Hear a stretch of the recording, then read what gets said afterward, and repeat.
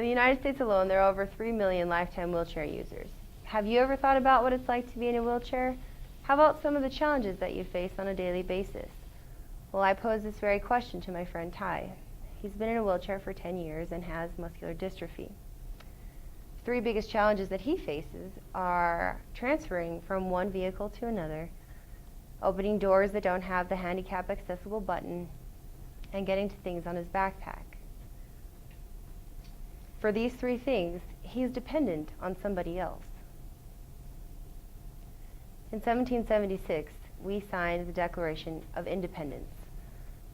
We fought an entire war for our independence because we believe that all men are created equal and that we are endowed by our Creator certain unalienable rights, including life, liberty, and the pursuit of happiness. This is a moral standard to which the United States should strive to uphold. So why is it that wheelchair users are still waiting for theirs? Because in the 140 years since the development of the wheelchair in the Civil War, there have been very few technological advancements. People in wheelchairs still can't get to the stuff on the back of their chair. And why is that? It's because society, through its institutions, has decided exactly how much 3 million people in the United States are worth, and no more. The average motorized wheelchair can cost up to $30,000. But if you have upper body mobility and you can do this, you're only worth $4,000. That alone has put a huge damper on wheelchair innovations. Let's take the iBot, for example. In 2006, this was developed, and it can climb stairs, trek through 3 inches of water and gravel, and it puts the user at the same height as the rest of the world. Each unit costs around $26,000, which is pretty close to our $30,000 allotment. So what's the catch? The catch is that Johnson & Johnson's innovation technology stopped making it in 2009, only 3 years after it was made, and you needed a prescription in order to get this thing.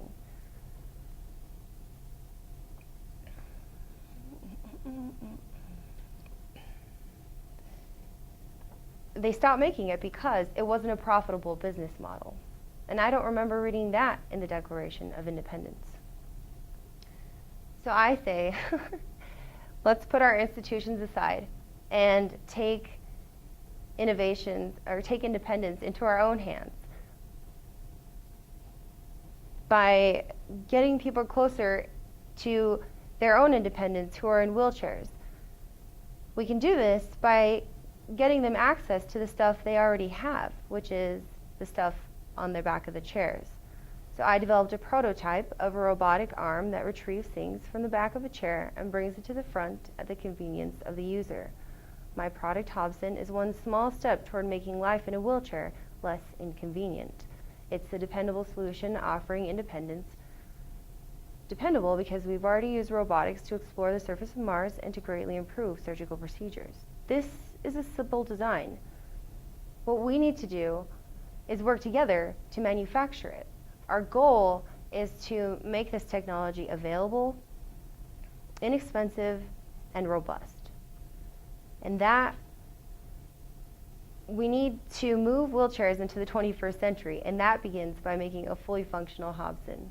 So if you are a designer or robotics enthusiast, I need you to put this in the rightful hands of 3 million wheelchair users.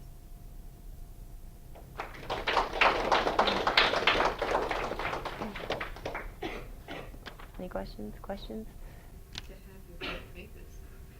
Oh, I've contacted quite a few people. So I talked to the entire department in mechanical engineering, their E&M, and nobody was responsive until almost a month later. Somebody told me about a design capstone course, senior design capstone course, and he said that there is very small potential that they could pick up this project. That depends on if they're interested in it, and I guess they know what the problem is, so they can define it in 3 different ways, and this might not be the answer to the solution, which doesn't really matter, but they might not pick this project.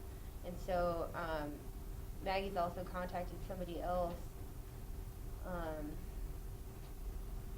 I think he works in Cuba, teaches a class on robotics, and then I asked the senior capstone design teacher if he knows any people who are retired engineers, and he put me into contact with somebody who probably doesn't do that in his spare time. So, yep, that's where I'm at. And the third plan is?